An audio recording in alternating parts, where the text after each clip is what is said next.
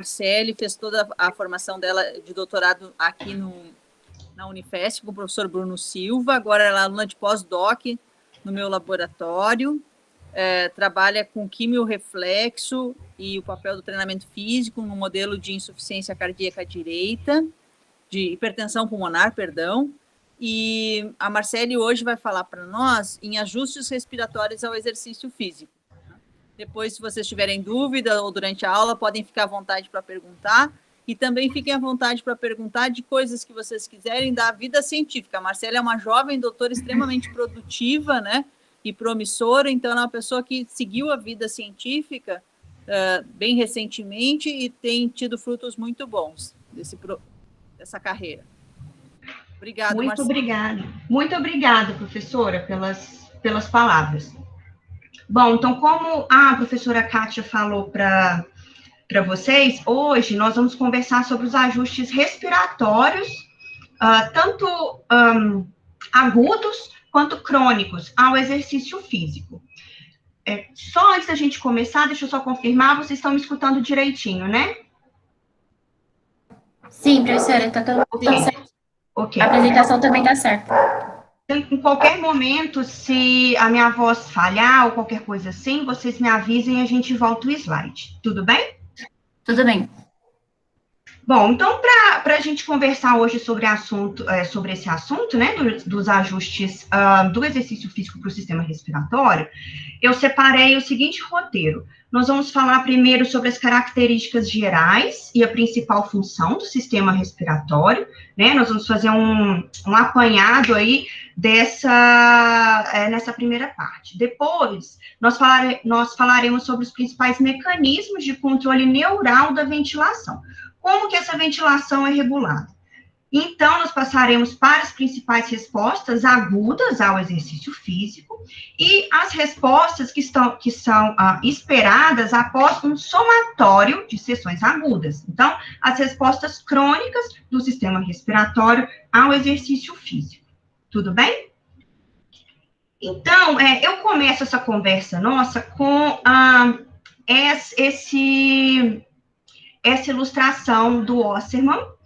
É uma ilustração antiga, de 1991, e que depois foi adaptada, né, para o português pelo professor Neder e pelo professor Neri, né, que foram muito felizes em fazer essa figura, porque ela exemplifica para a gente a importância e a interdependência dos sistemas respiratório, cardiovascular e músculo-esquelético.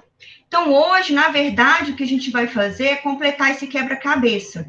Eu me lembro que a Amanda, né, falou para vocês sobre o sistema músculo-esquelético e a sua importância na extração de oxigênio para a produção de energia e na liberação, né, desse subproduto do metabolismo celular, que é o CO2.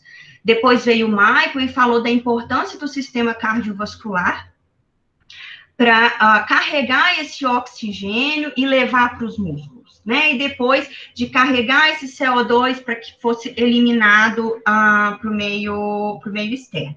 Pois bem, hoje nós vamos falar sobre a importância do sistema respiratório, né? A ventilação para a manutenção da homeostase, já que a função primordial do sistema respiratório, da ventilação, em captar este oxigênio da atmosfera e passá-lo para o sangue, e logo depois receber esse sangue, né, que é rico em CO2, e eliminar esse CO2 para o meio externo, ok? Então, essa é a principal função do sistema respiratório, né? Além disso, ele tem algumas funções adicionais, que é a manutenção do equilíbrio ácido básico.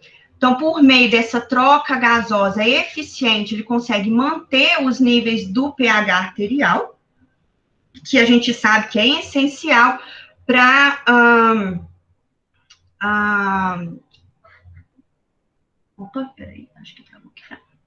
que a gente sabe que é essencial para as reações enzimáticas, tá?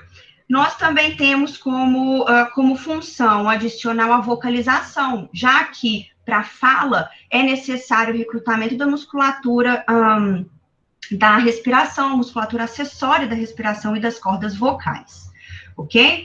Também a função do sistema respiratório, a defesa contra agentes invasores inalados, como, por exemplo, partículas irritantes e poeira.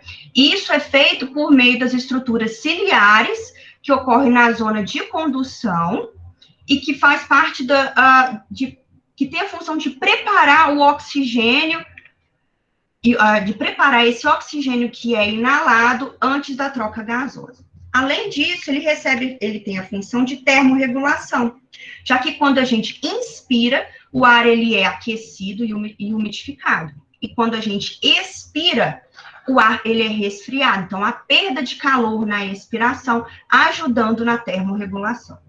Então, para vocês verem como é que uma figura simples, um diagrama simples, ele traz tanta informação para a gente, né?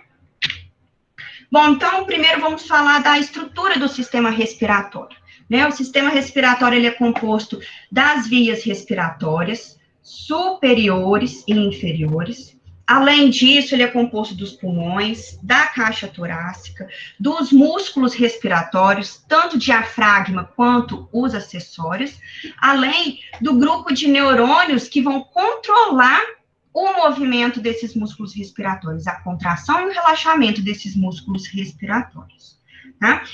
O que eu quero destacar é que todas essas estruturas aqui, elas vão funcionar também de maneira interdependente.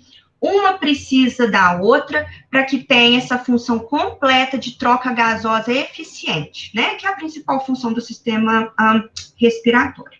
Bom, então, o que acontece? Quando a gente puxa o ar, eu acho que a minha câmera está desligada, mas, né, faz de conta que vocês estão me vendo puxando o ar, tá? Quando a gente puxa o ar, esse ar passa pelo nariz, ou se a sua respiração é oral, o ar passa pela boca, trafega pela faringe, laringe, até chegar na traqueia. Essa é a via respiratória, via aérea superior, tá? A partir da traqueia, a árvore brônquica, ela começa a sofrer dicotomia.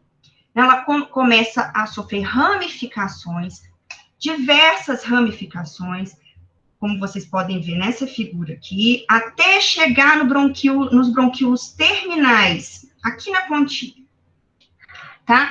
Quando essa área sofre essa dicotomia, há um aumento significativo na área de secção transversa, né? Porque apesar de ter uma redução, tanto no calibre quanto no tamanho dessas estruturas, essas estruturas vão ficando mais numerosas, né? Como vocês podem ver aqui. Então, há um aumento gigantesco na área de secção transversa, tá? Até a região dos bronquíolos terminais, pessoal, não há troca gasosa. Então, essa região da traqueia até os bronquíolos terminais, ela é conhecida como zona de condução, ou então espaço morto anatômico. Apesar de não ser responsável por troca gasosa, essa região ela tem uma função importantíssima, que é preparar o ar, limpá-lo, né? Então, é a depuração, mais filtrar, mais o aquecimento e a umidificação do ar. Então, o ar ele é preparado para que, então, quando ele passe para a zona respiratória, ele esteja, de fato, pronto e ideal para a troca gasosa, tá? Então, após essa região dos bronquíolos terminais, essas ramificações continuam até chegar nessa estrutura super importante que é o alvéolo, tá? Então, só antes da gente passar para o próximo slide, eu queria destacar isso daqui. Essas estruturas, elas formam, né, essa gigantesca área de secção transversa. Além disso, como tem um aumento da área de secção transversa, há uma redução na velocidade do ar e há uma redução na resistência. Isso cria um ambiente extremamente propício, né, um ambiente ideal para a troca gasosa. Imagine se o ar ele entrasse com uma velocidade rápida ou entrasse com um fluxo turbulento, ao invés de entrar com um fluxo laminar com uma velocidade baixa. Isso certamente atrapalharia o momento da troca gasosa. Quando a gente dá, né, um zoom aqui, coloca a lupa na região dos alvéolos, que é a última região aqui da zona respiratória, a gente percebe que o corpo humano possui de 300 a 500 milhões de alvéolos, tá? Isso equivale a uma área gigantesca de 50 a 100 metros quadrados, disponível para troca gasosa, né? Esses alvéolos, eles estão interligados por uma rede extremamente fina de capilares que vão envolver todos esses alvéolos, tá? Então, esses são envolvidos por vasos sanguíneos finos, finíssimos, e que vão criar uma lâmina contínua de sangue na parede do alvéolo. Então, esse contato contínuo entre o sangue e o alvéolo, ele vai ser primordial para a troca gasosa, que é o que nós chamamos de membrana alvéolo capilar, né? Depois nós vamos discutir o quão importante é a espessura dessa membrana alvéolo capilar, né, para a troca gasosa. Então, aqui a gente tem o conjunto, né, de um número exorbitante de alvéolos e de uma rede extensa de capilares que vão criar, então, essa estrutura propícia para troca gasosa, né, para difusão. Agora, como que o ar chega aos alvéolos? Para que haja troca gasosa, esse ar, primeiro, ele precisa entrar na região alveolar, não é? Bom, então, isso acontece com base na ação coordenada dos músculos respiratórios, que vão elevar a caixa torácica por meio da contração desses músculos respiratórios, e eles vão elevar a caixa torácica, né? Vão expandir a caixa torácica, tanto na direção antero-posterior, que é o que a gente chama de movimento de alça, de braço de bomba, quanto látero-lateral, que é o movimento de alça de balde, né? Então, ocorre a contração dos músculos respiratórios, a expansão da caixa torácica, e com isso, há uma redução da pressão intrapulmonar. Com isso, a pressão no meio externo, na atmosfera, ela vai ser superior à pressão que está dentro do alvéolo, correto? Pois bem, é essa diferença de pressão, né? A diferença de pressão entre a atmosfera e o alvéolo é que vai fazer com que o ar seja sugado para dentro do alvéolo. Então, nesse momento, ocorre a inspiração. A partir do momento em que o ar entra, a pressão atmosférica e a pressão alveolar, ela se iguala, e com isso não há movimento.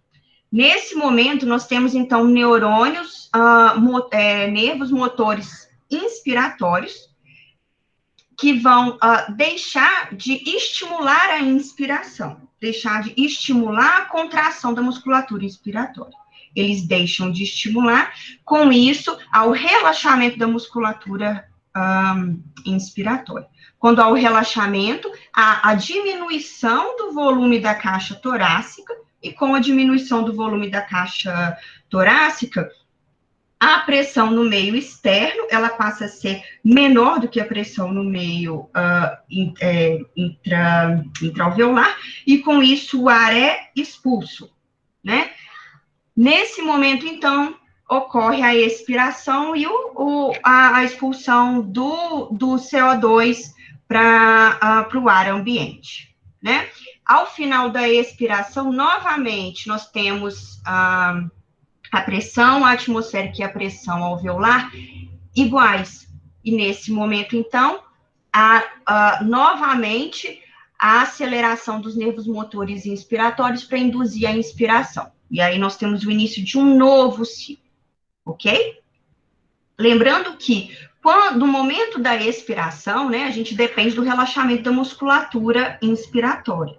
Então, em condições normais, a expiração ela é um processo passivo, né? Ele só depende, ele depende primordialmente do relaxamento da musculatura inspiratória.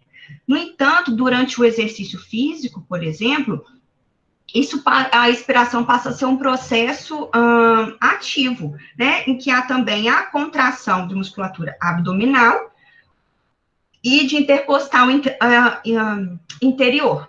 Então, isso começa a ser um processo ativo. Bom, nós vimos, então, como é que o ar entra nos alvéolos, né? Como é que o ar chega até os alvéolos. Uma vez que o ar chega até os alvéolos, nós temos que discutir quais são os seus determinantes, correto?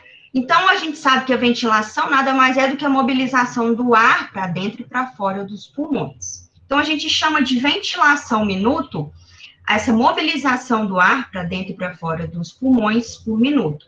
E ele vai depender do volume corrente, ou seja, o tanto de ar que eu mobilizo em cada incursão, e que em condições normais, um adulto de mais ou menos 70 quilos, ele chega a 500 ml, vezes a frequência respiratória, que é quantas vezes eu respiro por minuto, que em condições normais variam de 12 a 15 incursões por minuto, ok? Então, a ventilação, minuto em repouso, equivale a mais ou menos 7 litros por minuto, né? E um fator importante que a gente, né, falou no slide anterior, para o fluxo de ar, para a ventilação, é a diferença de pressão, né?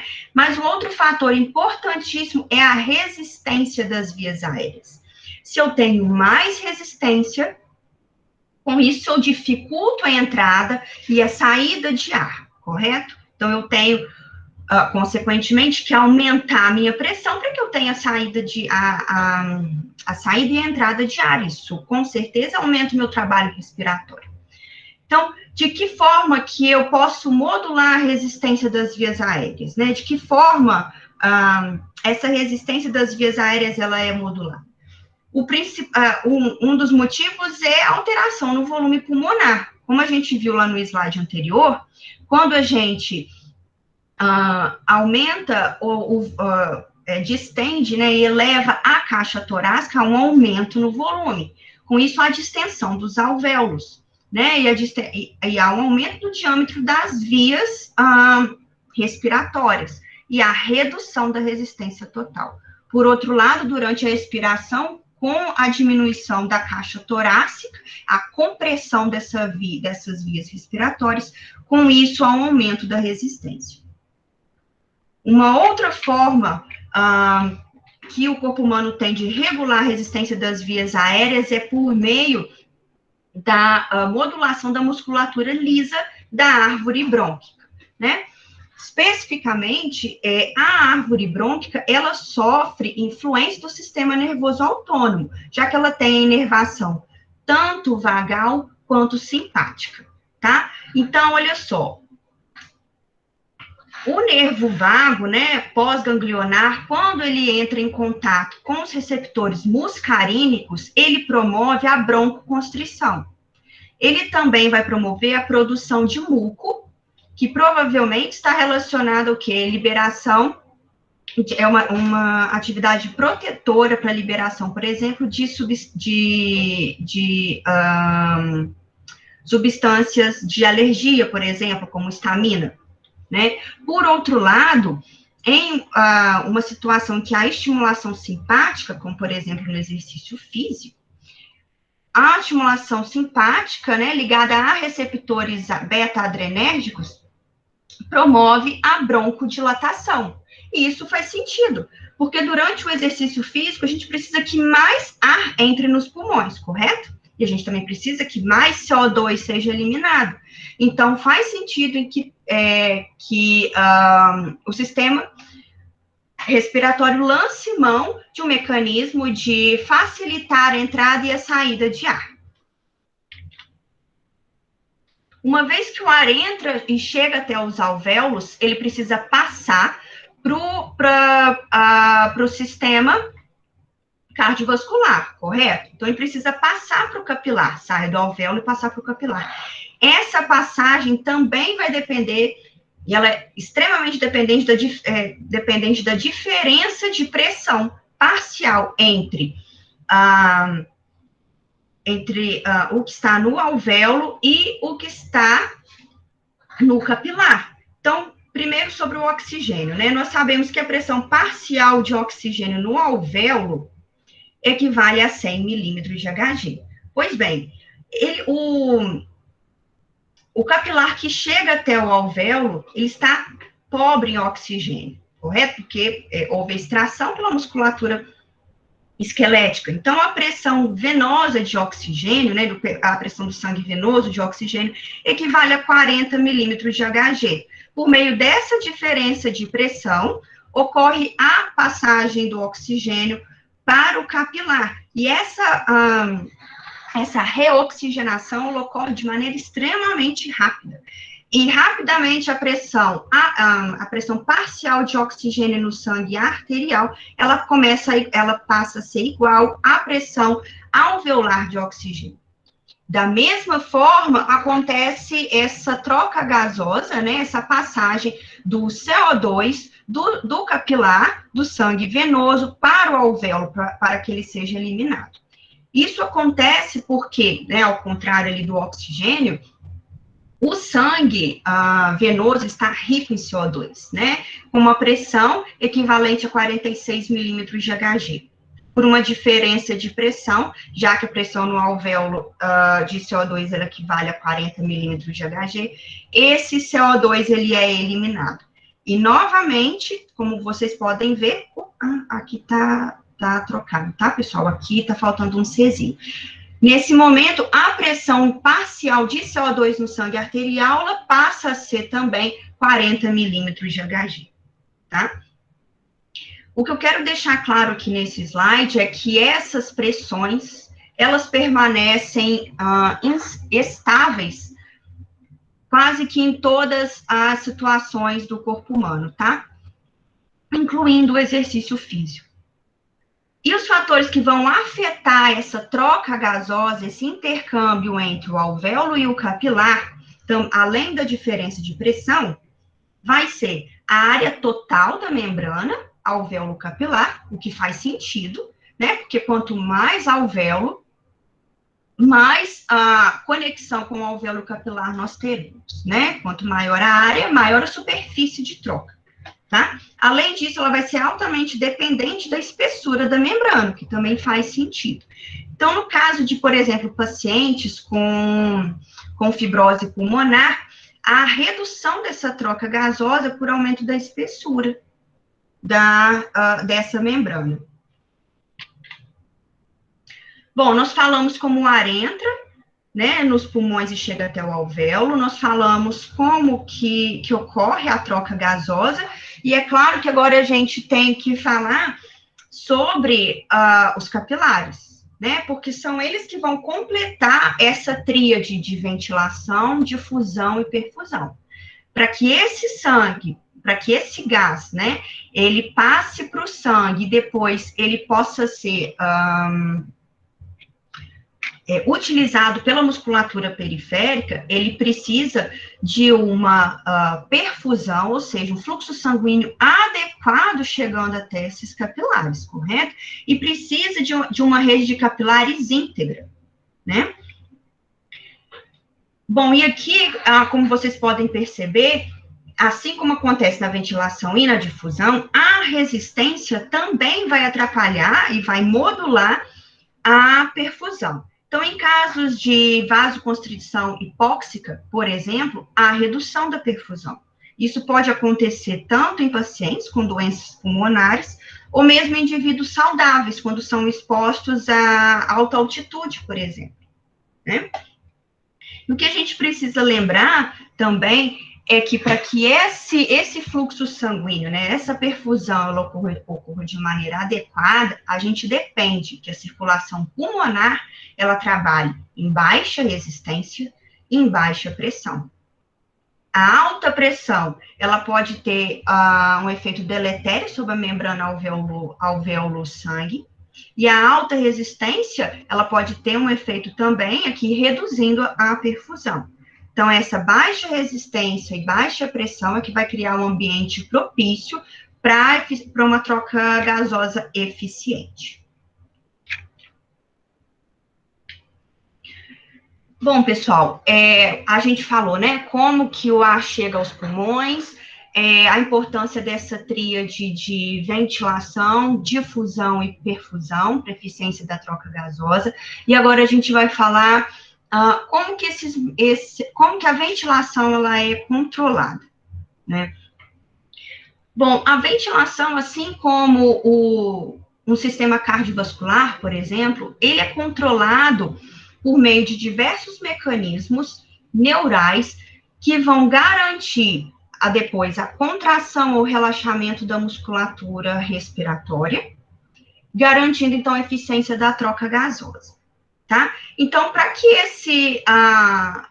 essa ventilação, o input da ventilação funcione, nós vamos precisar da ação coordenada de sensores tanto periféricos, quanto aqui no córtex motor, que vão ser sensíveis a pequenas modificações, tanto químicas quanto mecânicas, e que vão enviar informações a um centro integrador, que no caso do controle da ventilação é o centro respiratório.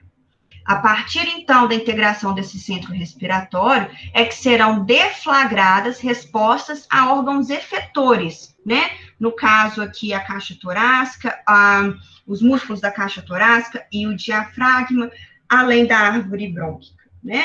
Levando, então, ao aumento ou redução da ventilação. Isso tudo associado a um fluxo sanguíneo adequado é o que vai promover a eficiência da troca gasosa e a manutenção das pressões parciais de CO2 e de oxigênio no sangue arterial. Bom, então, vamos falar de cada uma dessas estruturas, né? O centro respiratório, ele está localizado aqui no bulbo e na ponte do tronco encefálico. E como eu falei com vocês, ele é importantíssimo, ele é primordial para a geração do padrão rítmico da inspiração e da expiração. Então, um exemplo, quando há um aumento da inspiração, né, quando há a inspiração, há o aumento a estimulação de receptores de distensão no parênquima pulmonar.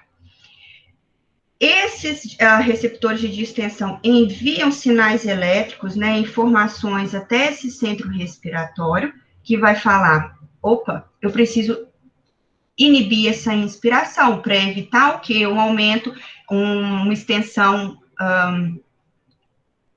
excessiva dos alvéolos, né? Então, ele vai reduzir a inspiração, ele vai inibir a inspiração, fazendo com que os músculos respiratórios relaxem, tá?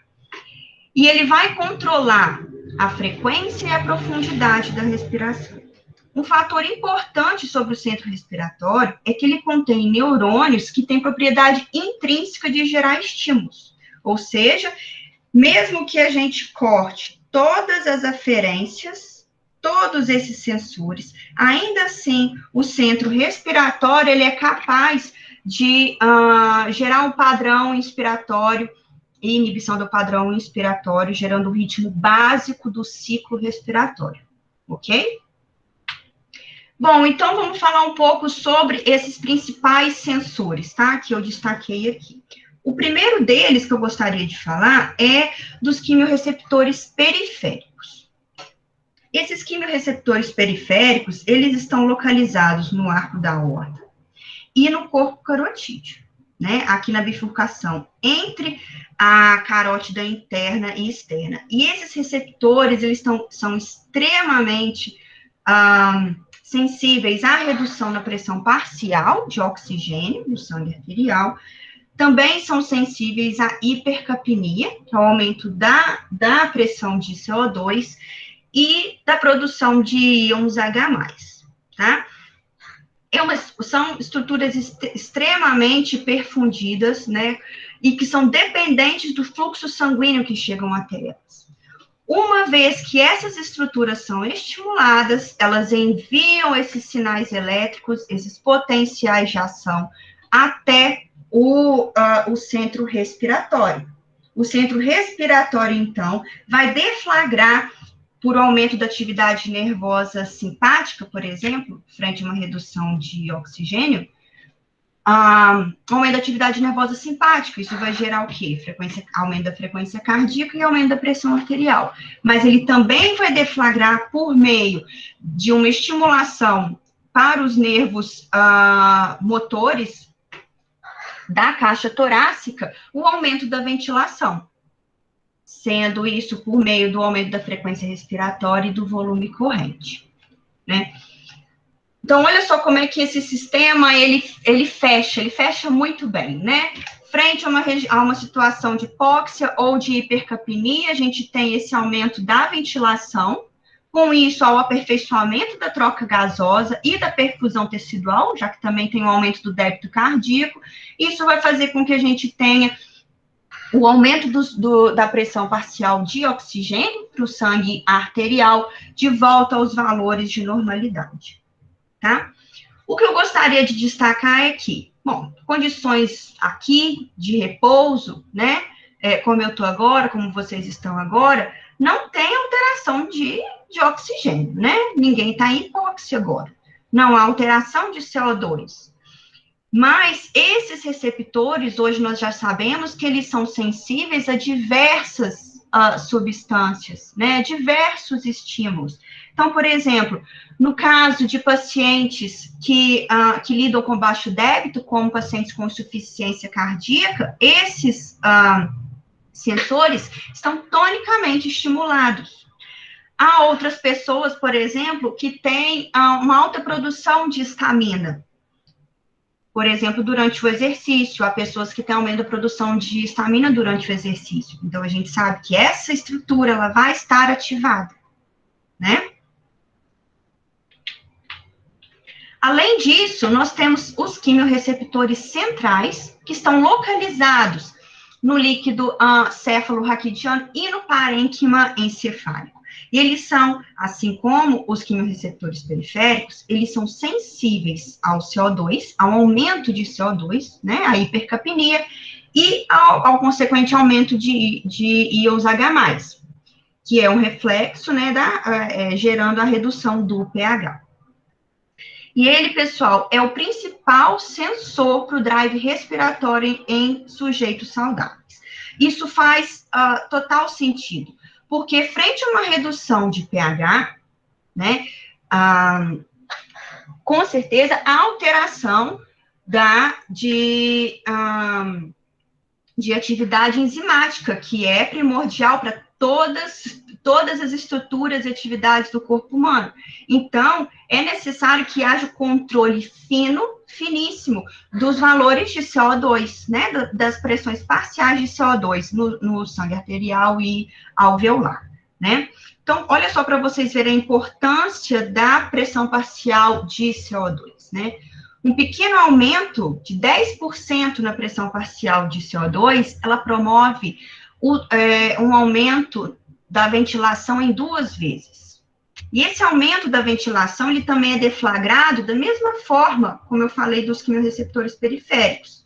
Uma vez em que há o aumento de CO2, essa informação é levada ao centro respiratório, que vai deflagrar, né, uma resposta de aumento da ventilação, por meio de contração do diafragma e da musculatura das outras musculaturas inspiratórias, como o intercostal externo.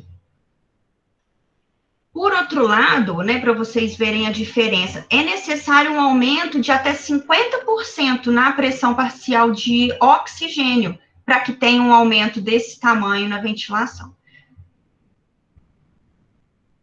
Então, o aumento da ventilação, né, em resposta ao CO2, ela vai ser, esse aumento da ventilação, ela vai ser, em grande parte, guiado pelo estímulo do quimiorreflexo central e com 20% do quimiorreflexo periférico. E da mesma forma, uma vez estimulados, né, e levando ao aumento da ventilação, ao pronto restabelecimento em indivíduos saudáveis, né, da pressão parcial de oxigênio e de CO2, em condições para os valores de normalidade.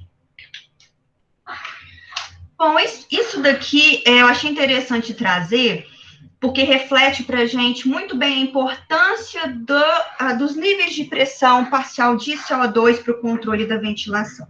Acompanhe comigo, olha só. Aqui nós temos os níveis de CO2, ok? Em azul, em condição normal, e aqui em vermelho nós temos os níveis de O2 em condição normal. Em condição normal, aqui agora, por exemplo, os níveis de oxigênio de pressão parcial equivale a 100 milímetros de Hg e de CO2 de 40 milímetros de Hg. Quando a pessoa vai mergulhar, né, então aqui nós temos ambas as situações, aqui é uma natação comum, e aqui um caso, por exemplo, daqueles mergulhadores de mergulho livre, sem o cilindro de oxigênio. O que acontece? A pessoa prende a respiração, correto? Então, prendeu a respiração, puxou o ar e ela começou o mergulho dela. À medida em que ela nada, né, em apneia, a redução, logicamente, da pressão parcial de oxigênio no sangue arterial, em conjunto com um aumento dos níveis de CO2 no sangue, correto? Porque eu estou em apneia. Se eu estou em apneia, eu não libero CO2, então os meus níveis de CO2, eles vão aumentando. Até o momento em que é deflagrado, né, lembra pelo aquele estímulo do quimiorreflexo central? É deflagrado o estímulo para ventilação. Então, é deflagrada a necessidade de respirar. Esse indivíduo, então, ou ele vai subir para a superfície, ou ele vai tirar a cabeça aqui para fora d'água, então ele vai respirar. Quando ele puxa o ar, então, os valores, e faz a ventilação, os valores de CO2 voltam para a normalidade e ao restabelecimento dos valores de oxigênio. Excelente, é isso que acontece. Porém, uma prática muito comum entre os nadadores, entre esses mergulhadores sem cilindro, né, de oxigênio, que é o mergulho livre, é a técnica de hiperventilação. Eu não sei se vocês já acompanharam isso, por exemplo, em alguns vídeos, né, dos mergulhadores fazendo essa técnica antes de mergulhar. O que o mergulhador, o que o nadador faz? Faz a técnica da hiperventilação. Agora, eu estou sem câmera, mas imagino que vocês consigam visualizar isso, né? Então, puxa o ar, solta o ar, puxa o ar, solta o ar, e isso acaba lavando o CO2. Lava o CO2 até níveis que podem chegar até 15 milímetros de Hg. Então, ele começa o mergulho. Então, veja bem, ele começou o mergulho com os valores de CO2 lá embaixo, em 15 milímetros de Hg. A necessidade dele de respirar, né, que é deflagrada pelo estímulo do químio central, está aqui na frente, né? Vai demorar para chegar de 15 até 50, porque aqui era de 40 até 50. Quando ele chegar, o problema dele demorar para chegar até 50 milímetros de Hg é que ele ultrapassou o limite mínimo nadir de oxigênio, que equivale a 50 milímetros de Hg, para que ocorra o desmaio. Então, esse é o perigo das técnicas de hiperventilação, né, que pode gerar o desmaio, já que ocorre a ativação tardia dos quimiorreceptores, ok? Eu não sei se vocês estão lembrados, eu não sei quantos anos vocês têm, mas há uns 5, 6 anos atrás, tinha uma mania entre adolescentes da brincadeira do desmaio. Isso saiu na televisão, saiu em jornal. Eu não lembro eu não sei se vocês estão lembrados disso. Mas consistia em adolescentes nas escolas, né? Não sei porquê, mas eles faziam essa técnica de hiperventilação e logo depois dessa técnica de hiperventilação, vinha o coleguinha e pressionava a caixa torácica. Então, além de eles eliminarem todo o CO2, chegando a níveis críticos, alguém vinha e comprimia a caixa torácica. Se a gente comprime a caixa torácica, né, baseado naquele primeiro slide que eu mostrei, há um aumento da pressão intrapulmonar, com isso o ar é expelido, né, facilitando ainda mais saía aquele restinho de CO2. E aí, o adolescente desmaiava. Não me pergunte por quê, isso virou moda, mas faziam isso. Então, tá aí a importância da gente estudar a fisiologia respiratória também, né? Para evitar a gente fazer essas coisas perigosas. Bom, um outro mecanismo, né, de controle neural da ventilação, um outro sensor, são os receptores de distensão, né? Como eu tinha falado lá em alguns slides anteriores, no momento da inspiração, a ativação de receptores de distensão localizado na musculatura lisa das vias respiratórias e do parênquima pulmonar. Esses receptores enviam a informação para o centro respiratório, que vai, então, interromper a inspiração, promovendo o relaxamento da musculatura inspiratória, né? Então, ele controla o grau de insuflação e de distensão pulmonar. Esse é um mecanismo protetor do sistema respiratório importantíssimo, porque ele impede essa distensão excessiva alveolar, que poderia causar a destruição de alvéolos. Além disso, nós temos receptores irritativos, né, que eles estão localizados na árvore brônquica, na traqueia, nos brônquios e nos bronquíolos. E eles são sensíveis a diversas substâncias irritativas, né, então, histamina ou poeira, que uma vez estimulados, eles vão provocar via estimulação vagal a broncoconstrição com aumento da resistência da via aérea, né? E eles também vão estimular a produção de muco para que haja para que o indivíduo consiga expelir essa substância ou essas estruturas que estavam irritando a árvore brônquica. Bom, então, se a gente olhar aqui, né, com base nessa figura, a gente vê, a gente vê aqui a necessidade, né, dessa interação e da coordenação desses mecanismos, desses sensores e do controle do centro respiratório e dos órgãos efetores em promover o controle da ventilação. E com isso, promover a manutenção da troca gasosa, né, a eficiência da troca gasosa e a manutenção das pressões de oxigênio e CO2, independente do desafio fisiológico ou metabólico que o organismo está enfrentando. Bom, então agora que a gente passou por essa revisão, né, vamos falar sobre como que essa troca gasosa ela é regulada durante o exercício físico. A gente sabe, então, que durante o exercício físico há um aumento da demanda metabólica e, com isso, eu vou precisar de uma adaptação de todos esses meus sistemas, né? Incluindo o sistema respiratório, para potencializar a captação de oxigênio e a eliminação do CO2, que é o subproduto, né, é o produto do metabolismo celular. E com isso, para que eu tenha um aumento de oxigênio e eliminação de CO2, eu preciso do aumento da ventilação, né? Então, o aumento da ventilação associado a um fluxo sanguíneo adequado que vai chegar aqui nesses alvéolos, né, ou seja, difusão, é que eu vou ter a homeostase, né, então eu vou ter o equilíbrio para suprir a demanda metabólica imposta pelo exercício físico, tá?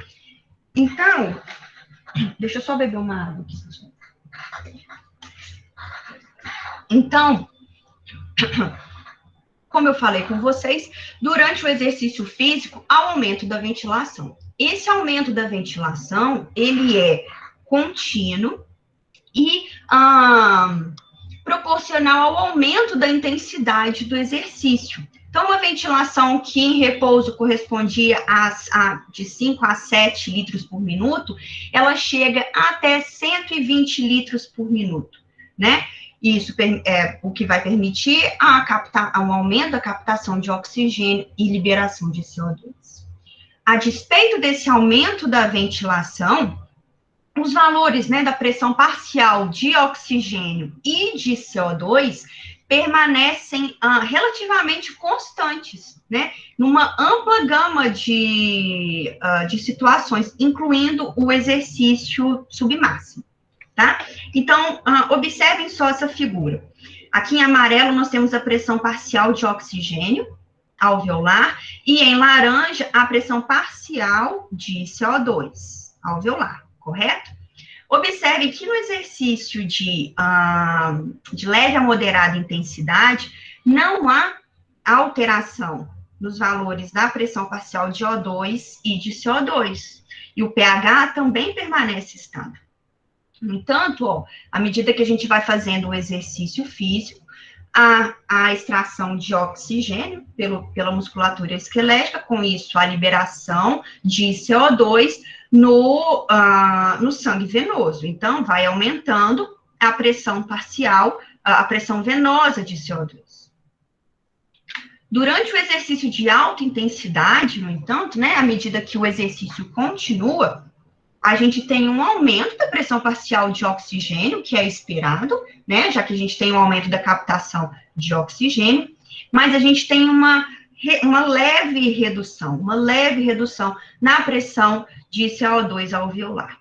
Isso acontece porque nesse momento, né, principalmente após o ponto de compensação respiratória, há um aumento do ácido lático, um aumento desproporcional, né, da ventilação, já que o aumento da ventilação ele é guiado pelo aumento dos valores do conteúdo de CO2 no sangue, pelo aumento de ácido lático. Então, esse aumento na ventilação vai fazer com que os valores de CO2, no final da expiração, reduzam levemente.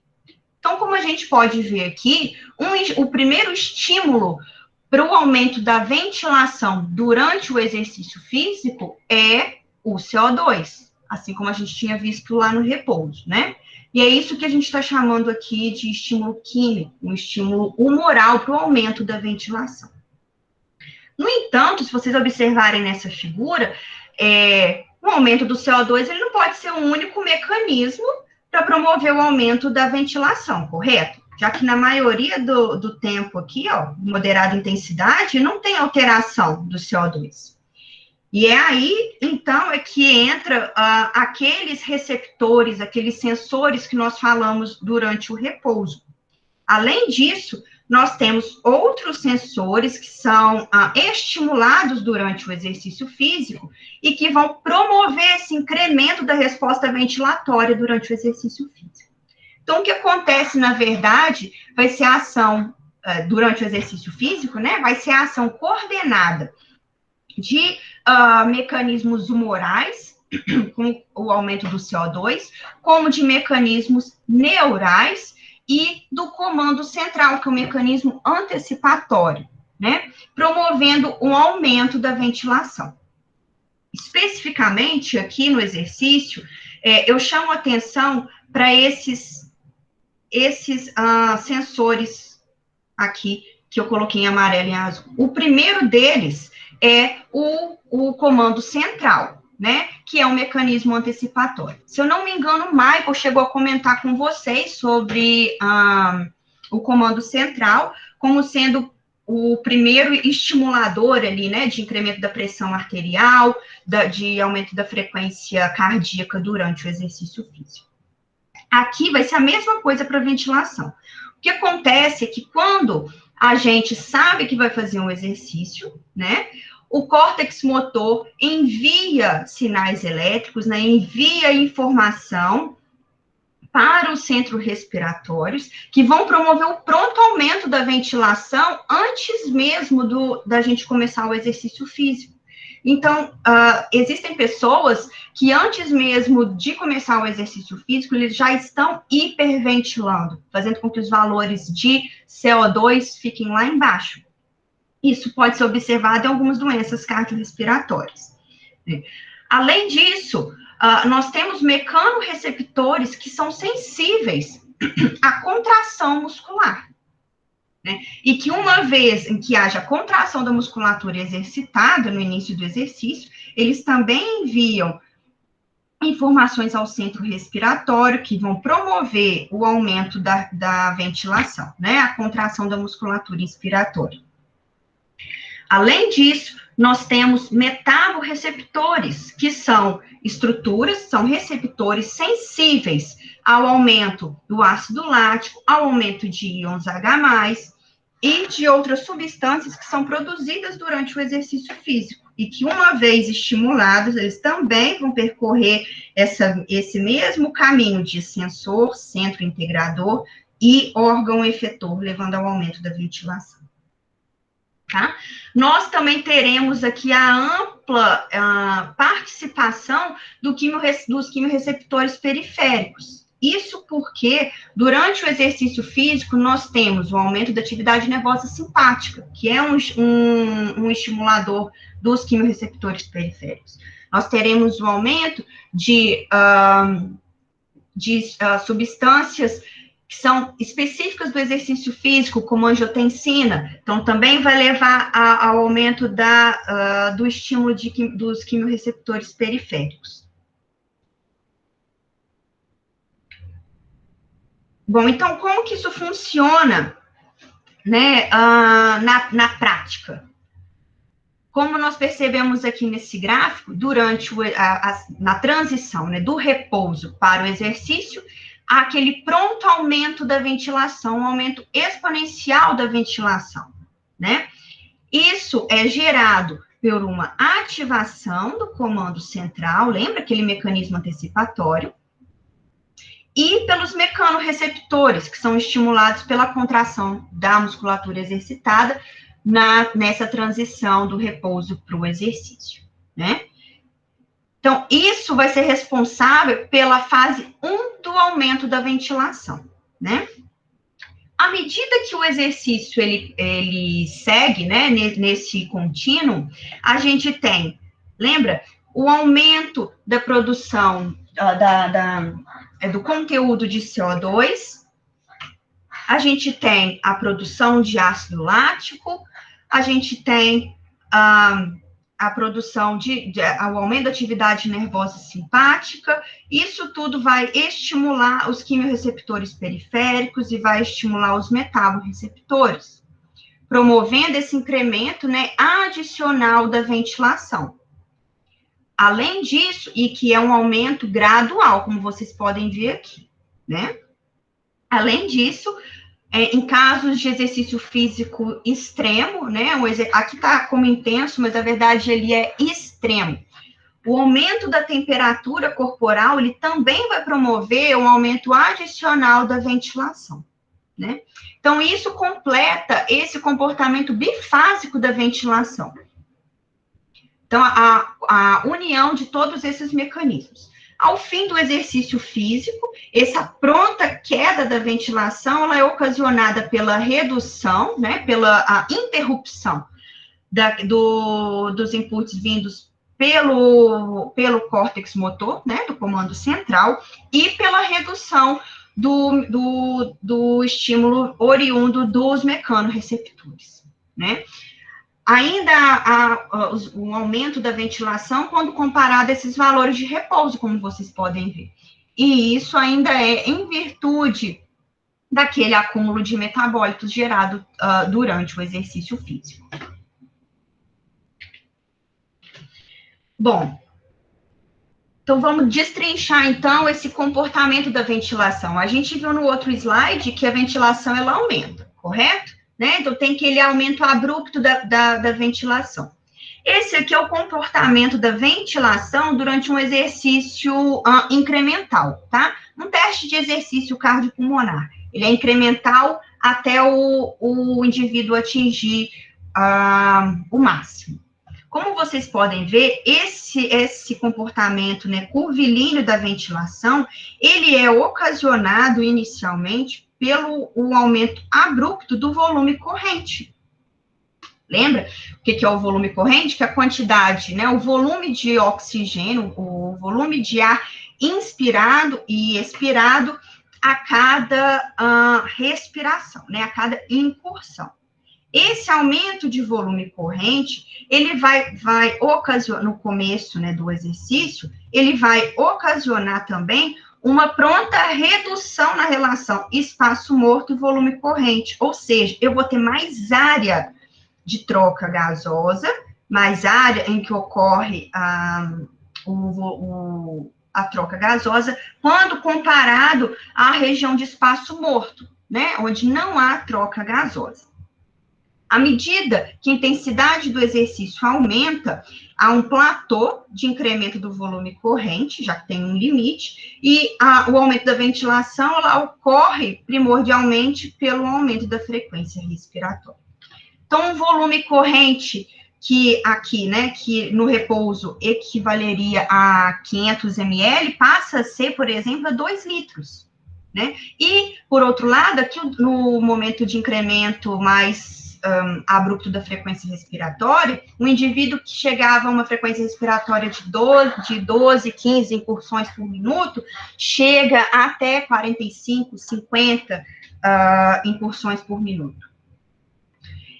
Como vocês podem ver, essa distribuição, né, da ventilação sendo ocasionada por um aumento do volume corrente e por um aumento da frequência respiratória, isso gera uma redução do trabalho respiratório total.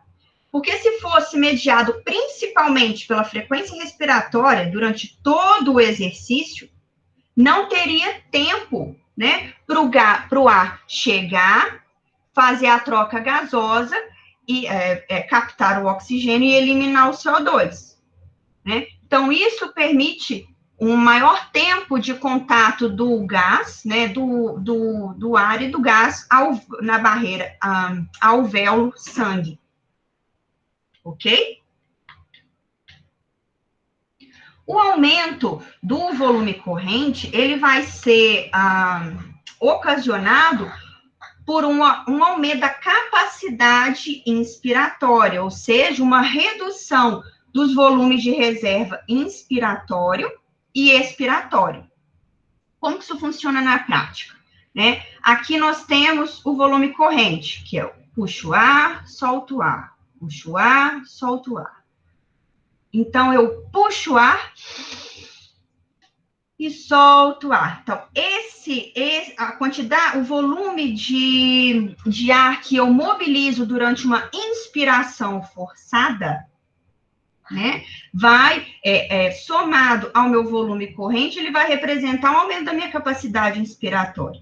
Além disso, aquele ar que eu solto, né, após uma inspiração normal, né, então eu tenho uma expiração forçada, ele vai, associado ao meu volume corrente, representar a minha capacidade expiratória, né? Então, aqui, o aumento do volume corrente, ele vai ser em decorrência de uma diminuição aqui do meu volume de reserva inspiratório ou expiratório. Já o meu aumento na frequência respiratória, ele vai ser proporcionado por um aumento da fase inspiratória, né? Então, se a gente lembrar lá daqueles mecanismos neurais de controle da ventilação, em que a gente tinha aquele mecanismo, aquele sensor de distensão pulmonar, não tinha? Aquele mecanismo de distensão pulmonar, durante o exercício, ele vai estar menos ativado, né? Ele vai ser inibido, porque dessa forma ele vai uma vez inibido, ele vai proporcionar um aumento da fase inspiratória. Então, aqui por essa figura, a gente tem um resumo dessas respostas que eu mostrei para vocês, né? Então, olha só, do repouso ao exercício máximo, tá? A ventilação, ela aumenta do repouso até o exercício máximo, de maneira exorbitante. Com isso, logicamente, o aumento na produção de CO2, correto?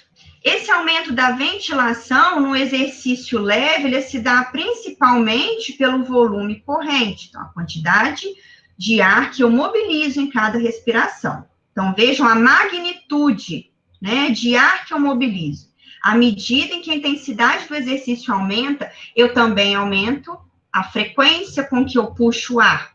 Então, aqui no exercício intenso e no exercício máximo, o que acontece é, né, a união de um volume corrente alto e uma frequência respiratória alta.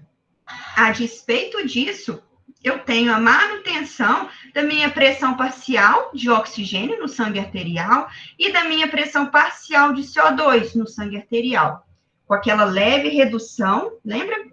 No exercício máximo. Então, vejam que por meio da ventilação, do incremento da ventilação, eu consigo manter os valores dos gases essenciais constantes, né? E vejam bem que essa resposta ventilatória frente a essas situações de estresse fisiológico, elas guardam íntima relação com eficiência ventilatória e com a qualidade da função respiratória em diversas patologias, né? Então, vejam bem, o aumento da razão da ventilação pelo VCO2 diz para a gente que o indivíduo ele está com uma resposta ventilatória excessiva para aquela demanda metabólica periférica, né? Ele está ventilando muito mais do que é necessário para eliminar aquele CO2. Isso pode ser, por exemplo, um indicativo de que há um desperdício de ventilação na região do espaço morto. Isso é muito observado em doenças cardiorrespiratórias, né? Indicando para a gente que aquele paciente, ele tem uma ineficiência ventilatória. Além disso, isso pode ser visto em indivíduos saudáveis que são expostos a um exercício máximo, né? A um teste de exercício cardiopulmonar limitado por esforço. Esse indivíduo, ele é saudável, mas ele começa a ventilar exorbitantemente, né, de uma maneira excessiva para aquela quantidade de CO2, inclusive reduzindo de maneira drástica os valores de CO2, né? Isso é o que a gente chama de hiperventilação psicogênica. Então, de repente, isso pode ser desencadeado por uma ansiedade, um nervosismo, às vezes até um desconforto relacionado à máscara. Então, o indivíduo é colocado para correr e sem a máscara ele corre bem. A partir do momento que você coloca a máscara, é possível ver que o trabalho respiratório daquele indivíduo está maior, há uma dificuldade da pessoa em manter o exercício, e você vê que há um desperdício, né, uma ventilação excessiva, reduzindo os valores de CO2. E a pessoa, inclusive, ela pode ficar tonta durante o exercício físico. Já em indivíduos treinados, né, fisicamente ativos, esse aumento da ventilação excessiva, né, para os valores para eliminação de CO2, ela pode ser resultado de um trabalho inspiratório e expiratório excessivo. Então, a fadiga da musculatura respiratória, se há fadiga da musculatura respiratória ao acúmulo de lactato, isso pode gerar também a estimulação de, por exemplo, metaborreceptores, levando ao aumento da ventilação nesses indivíduos. Um outro indicativo de hiperventilação, né, excessiva, seria a redução dos valores de pressão de CO2 medidos no final da expiração. Então, vejam bem, né, durante o exercício físico, aqui a bolinha branca é a pressão de CO2 medida no final da expiração, e o que a gente vê é, durante o exercício, né, até moderada intensidade, ele é mantido constante, então há um aumento. Então, com o aumento da ventilação, ele logicamente vai reduzir, já que eu estou eliminando o CO2. Isso é comum. O problema é quando há uma queda excessiva dos valores de CO2, o que diz para a gente também uma possível alteração da relação ventilação-perfusão. Isso também é visto em doenças cardiorrespiratórias ou em indivíduos que acabam ventilando demais durante o exercício físico, como nos contextos anteriores que eu mostrei para vocês. Bom, uma outra alteração, uma outra adaptação aguda que a gente vê ao exercício físico é a modificação do padrão respiratório, né? Lembra? Lá no começo da nossa conversa, eu falei para vocês que a inspiração é um processo ativo, né? E a expiração era um processo passivo. No entanto, durante o exercício físico, a expiração ela passa a ser um processo ativo, em que, vejam bem, ao recrutamento da musculatura abdominal durante o exercício físico e uma potencialização de musculatura acessória, de musculatura de intercostal interno, que são músculos que são recrutados durante a expiração. Isso tudo, pessoal, vai encaixando direitinho naqueles slides que eu mostrei para vocês, em que tem que ter um aumento da ventilação, para que tenha maior captação de oxigênio e eliminação de CO2. Uma outra modificação aguda, adaptação aguda que ocorre, é uma redução da resistência das vias aéreas. Isso ocorre principalmente porque durante o exercício físico, a estimulação da atividade nervosa simpática, correto? Que tem, inclusive, efeito sobre o sistema cardiovascular. No sistema respiratório, esse aumento da atividade nervosa simpática vai promover a broncodilatação. Com isso, a redução do trabalho ventilatório, facilitando a chegada do ar até os alvéolos. Uma exceção, né, a esse caso são os indivíduos que possuem uma broncoconstrição induzida por exercício, ou vocês podem já ter escutado como uma asma induzida pelo exercício. O que acontece é o seguinte, um aumento da resistência das vias aéreas, né, proporcionado por uma broncoconstrição ali transitória, e com isso vai promover tosse, falta de ar, uma sensação de queimação em via aérea. Isso pode ser causado em indivíduos saudáveis fazendo exercício no tempo frio, por exemplo, ou então indivíduos que têm uma produção excessiva de estamina durante o exercício, que é o meu caso. Isso aqui sou eu. O tratamento para isso é o uso de uma droga que estimula o simpático, correto? Então, é um broncodilatador, o beta-agonista, que eu faço uso durante o exercício, e mudou minha vida. E a estimulação simpática, então, vai promover a broncodilatação, vai acabar com o meu sofrimento, reduzindo a resistência das vias aéreas, reduzindo o trabalho respiratório e fazendo com que a pessoa não desista de fazer exercício físico. Foi o que aconteceu comigo. A gente está chegando no fim dos nossos ajustes agudos, né? Mas, uma vez que a gente passou pelos ajustes na ventilação, a gente também supõe que há os ajustes agudos na difusão e na perfusão pulmonar, ou seja, naquela troca de oxigênio e CO2 entre alvéolo, gás e na perfusão, né? Com o exercício físico, há um aumento do recrutamento de alvéolo e no recrutamento de capilar. Com isso, há um aumento na área total da membrana alvéolo-capilar, potencializando a troca gasosa. Há um aumento também no gradiente de pressão, né? Já que há uma redução Lembra? Do conteúdo de oxigênio naquele sangue venoso, aquele sangue que está chegando desoxigenado para a troca gasosa. Se há um aumento no gradiente de pressão, isso facilita a entrada do oxigênio do alvéolo para o fim do capilar, né?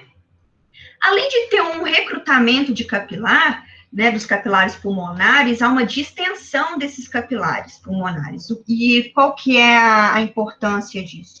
Uma vez que haja a distensão desses capilares, isso permite que mais sangue seja acomodado nesses capilares. Com isso, há um aumento, né, no que a gente chama de tempo de trânsito, né, o tempo em que a hemoglobina e que o sangue está aqui em contato com o alvéolo para que haja a troca, né? Esse aumento, essa distensão dos capilares sofre um aumento de 3 vezes comparado ao repouso, né? Por que isso é importante, pessoal? Quando há a distensão, né, dos capilares. Essa distensão associada a um aumento do fluxo sanguíneo, né, que é decorrente do exercício físico, isso vai garantir aquele tempo, um tempo adequado do sangue, né, com a hemoglobina, para que haja a troca gasosa e para que tenha um tempo adequado para que esse sangue seja reoxigenado. O que acontece, por exemplo, em atletas, no exercício intenso, é que o fluxo sanguíneo, né, o aumento do débito cardíaco, ele é tão grande. Então, aqui tem o sangue passando, né? O aumento do débito cardíaco, ele é tão grande que não acompanha o aumento da ventilação. E, com isso, o tempo de trânsito aqui no capilar reduz, e o que esses indivíduos vão apresentar é uma hipoxemia transitória, uma redução da saturação de oxigênio, ali, que é medida de maneira indireta, transitória. Em indivíduos normais, saudáveis, numa intensidade adequada, né, ou mesmo intensa, não há alteração, no entanto, tá, na saturação, não há esse evento da hipoxemia, tá? Então, todas essas alterações, então, que vão garantir para a gente uma eficiência na troca gasosa. Uma outra alteração também, que acontece de forma aguda para a gente, é o deslocamento da curva de dissociação da oxihemoglobina. O que é essa oxihemoglobina, né? Essa curva de dissociação. Observem aqui, ó, essa linha com formato de S em azul.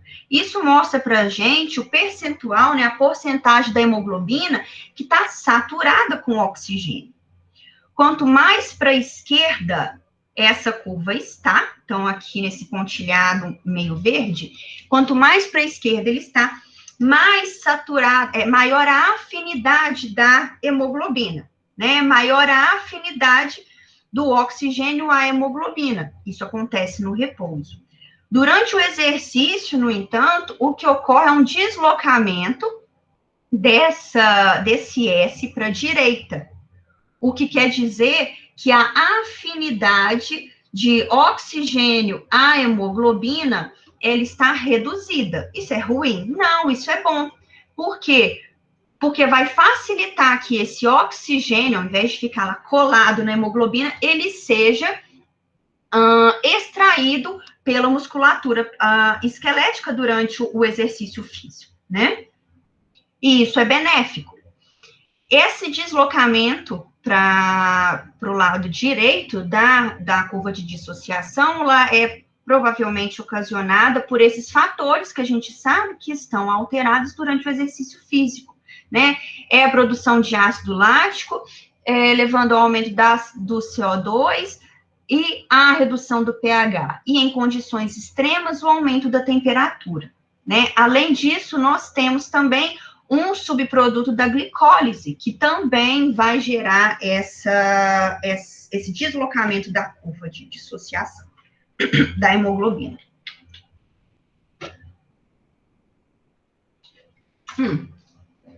Pois bem. Então, para finalizar, nós mostramos as alterações agudas de ventilação, de difusão, né? E, como vocês podem ver, essa rede da circulação pulmonar, essa rede de capilares que está conectada à circulação pulmonar, ela também vai sofrer alterações, como eu falei para vocês. Então, vejam bem que a circulação pulmonar, ela funciona em repouso, lembra? Baixa pressão, né? E a baixa pressão e a baixa resistência. E é uma alta complacência. Durante o exercício físico, logicamente, há um aumento do débito cardíaco, uma redução da resistência, facilitando a chegada do sangue para a troca gasosa, e há um aumento da pressão. Esse aumento da pressão, ela é suportado durante o exercício. É o máximo de pressão que consegue chegar na artéria pulmonar e na circulação pulmonar, sem que haja uma sobrecarga de câmara cardíaca direita. Ok? Bom, então, chegando ao final aqui dos nossos ajustes agudos, nós vimos que o exercício físico, ele leva à adaptação aguda dos componentes respiratórios para suprir a demanda metabólica que é imposta pelo exercício físico. Essas adaptações, elas envolvem, né, os mecanismos neurais e humorais, que vão culminar no aumento da ventilação, sendo esse aumento da ventilação uma resposta de alterações, adaptações da mecânica respiratória, como o aumento do volume corrente e da frequência respiratória. É necessário, então, recrutamento da musculatura respiratória, como a expiração passa a ser um processo ativo, como a gente viu, e redução das vias aéreas. Além disso, é um aumento da capacidade de difusão, ou seja, a passagem de oxigênio do alvéolo para o capilar, e de perfusão pulmonar. Há um recrutamento alveolar e capilar e ajustes agudos da vasculatura pulmonar. Isso tudo garantindo, né, a manutenção da troca gasosa, independente do desafio fisiológico imposto. Ok? Bom, a gente sabe que adaptações crônicas, elas vão surgir, né, como um somatório de diversas sessões agudas. Então, só assim para ficar claro, esses slides que eu vou mostrar estão relacionados a respostas que a gente pode esperar a partir de 8 semanas de treinamento físico, ok? De exercício físico realizado de forma crônica. Então, a primeira adaptação benéfica que a gente vai ver é o aumento das capacidades pulmonares. Eu já tinha mostrado essa figura aqui anteriormente. Né? Então, o que ocorre é um aumento da capacidade vital. E o que é o aumento da capacidade vital? Ele é o volume máximo, né, de ar que vai ser inspirado e expirado. Então, nessa figura, olha só, aqui nós temos o volume corrente, eu puxo o ar, solto o ar, puxo o ar, solto o ar, inspiro o ar, solto o ar até o final. Então, a capacidade vital, ela nada mais é do que essa união do meu volume corrente, mais o tanto que eu consigo inspirar de forma forçada e expirar de forma forçada. Isso vai ser importantíssimo para situações durante o exercício físico, porque isso vai proporcionar que eu capte mais oxigênio e elimine mais CO2, né? Isso vai ser especialmente benéfico durante o exercício físico, trazendo benefícios tanto para atletas, né, melhorando performance, eu consigo ir mais longe, mas também para, por exemplo, pacientes com doenças respiratórias, pacientes que lidam com limitação ao esforço. Além disso, eu vou ter um aumento da ventilação. Esse aumento da ventilação, né, que eu estou chamando aqui de volume minuto, né, que é a ventilação por minuto, ele vai ser decorrente de um aumento do volume corrente, né, aqui. Então, eu consigo puxar mais ar, eu consigo mobilizar muito mais ar, né? Sendo esse aumento do volume corrente resultado de um aumento da minha capacidade inspiratória e expiratória. Durante o exercício físico, esse aumento da ventilação, ele vai ser acompanhado de um aumento da frequência respiratória, como a gente viu, inclusive, lá no agudo. E durante o repouso, o que acontece é uma redução da frequência respiratória, né? Reduzindo o trabalho respiratório durante o repouso. Como eu disse anteriormente, isso vai trazer benefícios não só para o atleta, como para o indivíduo saudável e para populações clínicas. Essa melhoria aqui das capacidades pulmonares, elas estão relacionadas a uma melhoria também da mecânica respiratória. O que isso quer dizer? Isso quer dizer que com o treinamento físico vai acontecer um aumento da força da musculatura respiratória. Eu digo especificamente sobre o aumento da força do diafragma e dos músculos da caixa torácica, como, por exemplo, os intercostais, tá? Se aumenta a força da musculatura respiratória, também vai aumentar a resistência, o endurance dessa musculatura. Se aumenta o endurance, a redução do acúmulo de ácido lático para essa musculatura respiratória, né? E com isso, a redução do trabalho respiratório, a redução da fadiga. Então, seja o atleta ou o indivíduo saudável, o paciente, ele consegue ir mais longe, né? Ele tem uma melhoria da tolerância ao exercício físico. Então, pensando nesses benefícios do exercício, do treinamento físico para a musculatura respiratória, tem sido colocado muito em voga o treinamento da musculatura respiratória, né? O treinamento específico para a musculatura respiratória, protocolos específicos para isso. Como vocês podem ver aqui, ó, nessa figura, você tem os indivíduos fazendo o treinamento, né, com o ciclo ergômetro, mas acoplado aqui, nós temos também um aparelho que ele fornece para a gente, por exemplo, uma resistência, tanto para puxar o ar, como para soltar o ar, de acordo com a nossa, com o que a gente coloca aqui no equipamento, tá? Que é esse daqui. Olha só o que foi observado fazendo o treinamento da musculatura inspiratória em atletas, né? Foi observado uma redução da produção de ácido lático, que foi, né, já esperado, associado a uma redução na percepção de esforço e aumento da performance. Esse treinamento da musculatura respiratória, ele também tem sido amplamente utilizado para populações clínicas, né, para pacientes, por exemplo, com doença pulmonar obstrutiva crônica, com insuficiência cardíaca, com pacientes com hipertensão pulmonar. Isso porque ele vai aumentar também o endurance, vai aumentar a resistência, vai reduzir a produção de lactato, reduzindo a fadiga relacionada à musculatura respiratória. Isso vai ter efeitos benéficos sobre esses pacientes, né?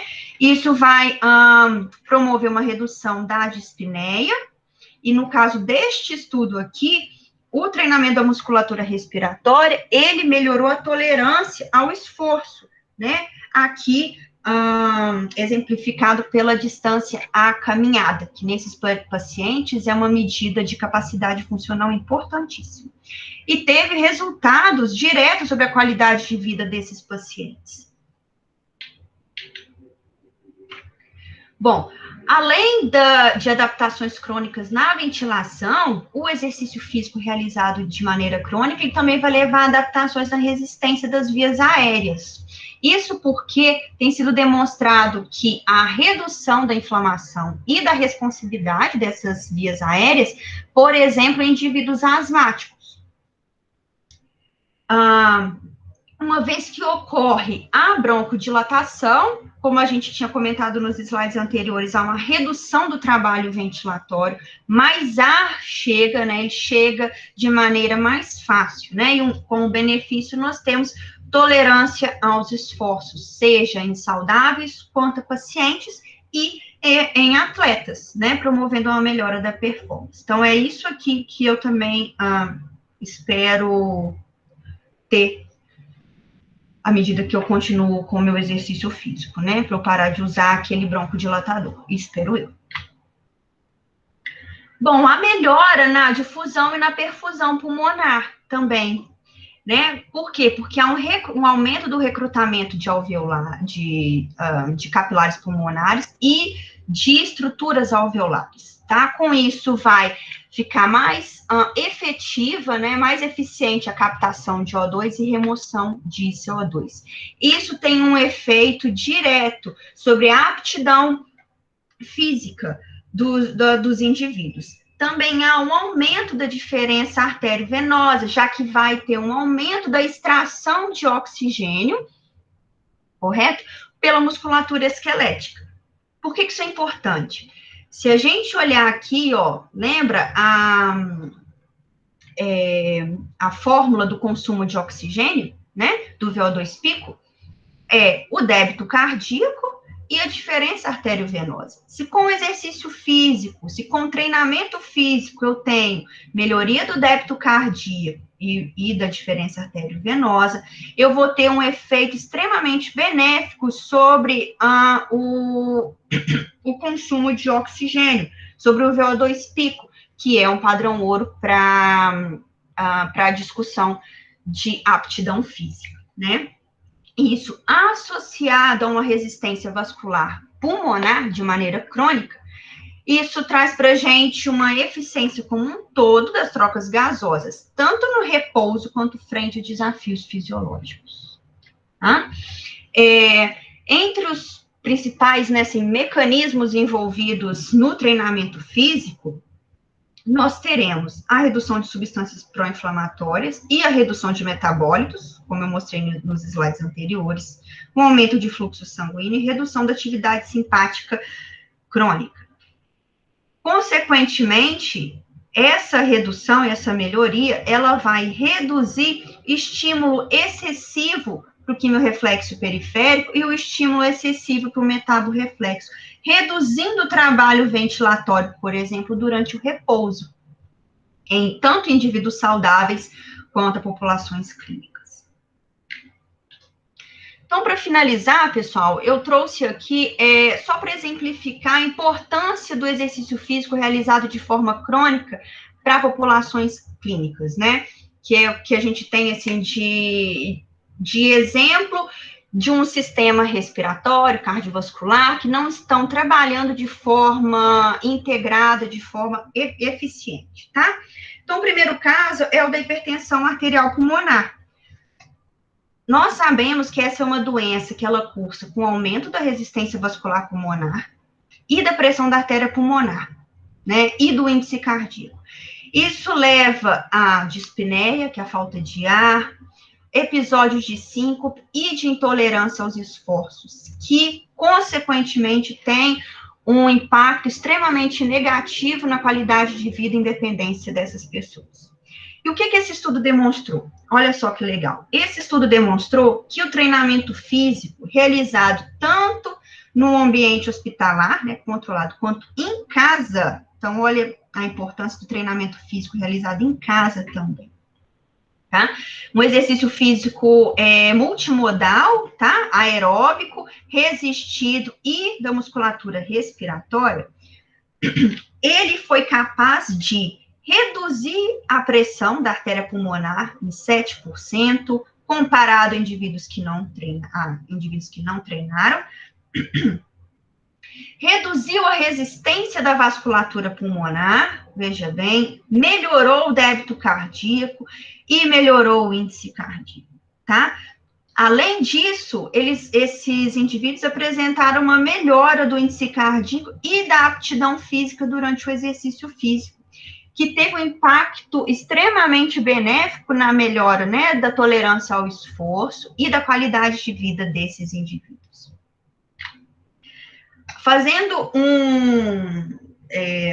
um protocolo muito parecido, né, de exercício físico misto, hospitalar e domiciliar e multimodal, esse estudo aqui verificou que o treinamento físico nesses pacientes melhorou a eficiência ventilatória, ou seja, esses pacientes passaram a ventilar menos para eliminar aquele CO2, porque antes eles tinham essa ventilação excessiva para eliminação de CO2. Além disso, eles obtiveram um aumento na carga do teste de exercício cardiopulmonar, melhora na classe funcional e melhora em diversos parâmetros de qualidade de vida.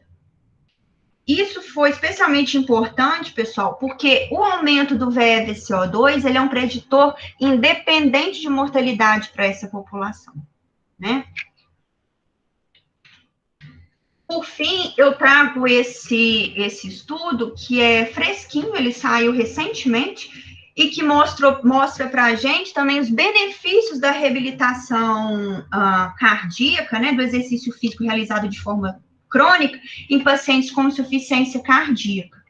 Foi observado que o treinamento físico de 12 semanas, ele promoveu um aumento da força da musculatura respiratória, lembra?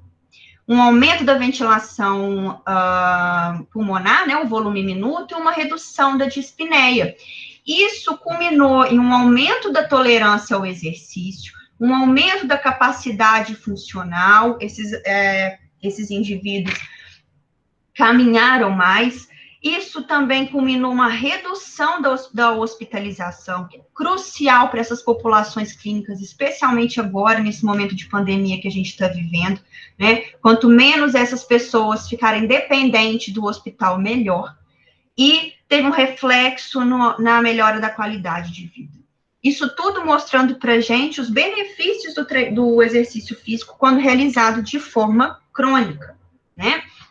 Então, para sumarizar, nós vimos, então, que as adaptações dos componentes respiratórios ao exercício crônico envolve uma melhora da capacidade pulmonar, com melhora da força e da resistência da musculatura respiratória, há uma redução da inflamação e broncoconstrição das vias aéreas e redução da ventilação excessiva para eliminação de CO2. Né? Além disso, há um aumento da capacidade de difusão e de perfusão pulmonar, proporcionado pelo aumento do recrutamento tanto de alvéolo quanto de capilares pulmonares, né? Que associado a uma redução da resistência vascular pulmonar, vai proporcionar de maneira crônica uma eficiência nas trocas gasosas, na capacidade aeróbia, tendo benefício tanto para o indivíduo saudável, quanto para os extremos, né? O atleta e as populações clínicas.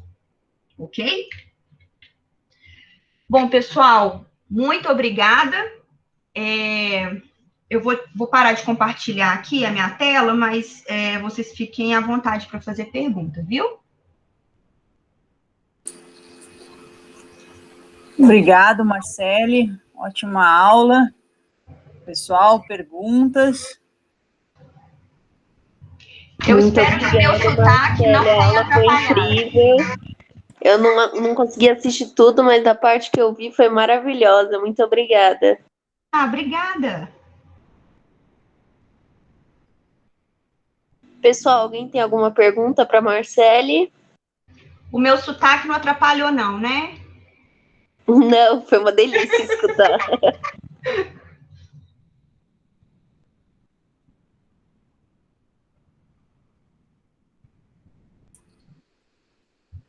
Marcele, talvez tu possa fazer um comentário, assim, às vezes a gente começa, eles dão algumas perguntadas depois.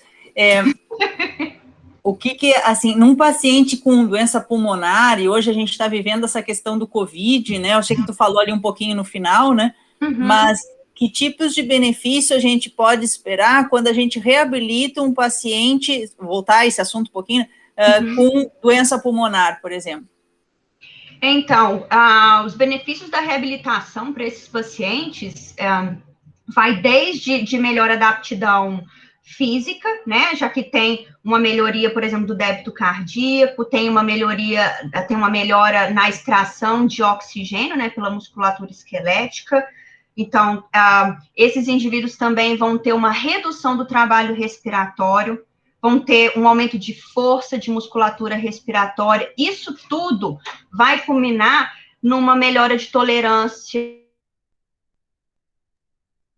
Significa independência, né? Pode parecer bem longe, assim, da nossa realidade, mas para alguns pacientes, o simples fato de tomar um banho sozinho, abaixar para amarrar um sapato, isso já causa cansaço. e a gente vê que essas variáveis, né, com treinamento físico, com uma reabilitação, mesmo em casa, tem esse efeito benéfico para essa população, né?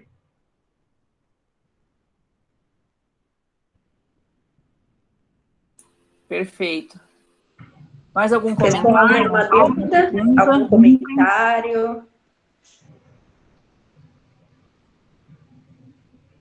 Eu acho, só para fazer um adendo aqui, não tem muito a ver com o que eu trouxe, mas eu acho que mais para frente nós vamos começar a ver também muitos trabalhos mostrando o benefício da reabilitação, do exercício físico para pacientes, para recuperados de Covid. Porque a gente sabe que essas pessoas saem com fraqueza da musculatura respiratória, né, e outras alterações. E a gente pode esperar ver, pelos próximos meses e no próximo ano aí, trabalhos mostrando os benefícios do treinamento físico para essas variáveis respiratórias, para função e capacidade pulmonar nesses pacientes, desses recuperados de Covid. Perfeito, Marcele. Bom, pessoal, tiverem mais algum questionamento, a Marcele também pode, acho que deixou o e-mail ali nos slides, né, Marcele? Isso. E pode responder, e eu acredito, ela não sabe ainda, mas eu vou tentar fazer a Marcele, o Michael e a Amanda retornarem com vocês daqui a algumas aulas, para, na verdade, daqui a um mês, mais ou menos, tem uma aula vou anotar aqui. Da Marília, antes, eu te passo depois a data direitinho, Marcele, para fazer algum jogo um pouco mais combinado com vocês, de alguma coisa de seminários, a gente vai até combinar agora um pouquinho melhor, ao final da aula. Show. Uhum, perfeito. Depois a gente a Madu vai passar para o grupo a decisão, mas agradeço a Marcele pelo tempo, pela didática aí na aula, né? Eu que agradeço. Difícil. E se não tiverem mais perguntas, acho que vai ficar aí só a diretoria, né, Madu? Que a gente ainda vai continuar a reunião mais um pouquinho. Isso, Pro. Obrigada, Marcele. Queria agradecer em nome da LACE. Eu espero que você volte para dar mais uma aula maravilhosa. Vou voltar, com certeza. Estou aberta a convites. Muito obrigada, pessoal. O meu e-mail, se alguém não conseguiu anotar, é só pedir para a Madu. Se quiser também os slides, né, para rever alguma coisa, ou então artigos, ou qualquer outra coisa, por favor, só mandar um oi, tá bom? Obrigado, Marcele, valeu demais. Boa noite. Obrigada, gente. Boa noite. Boa noite. Tchau, Marcele.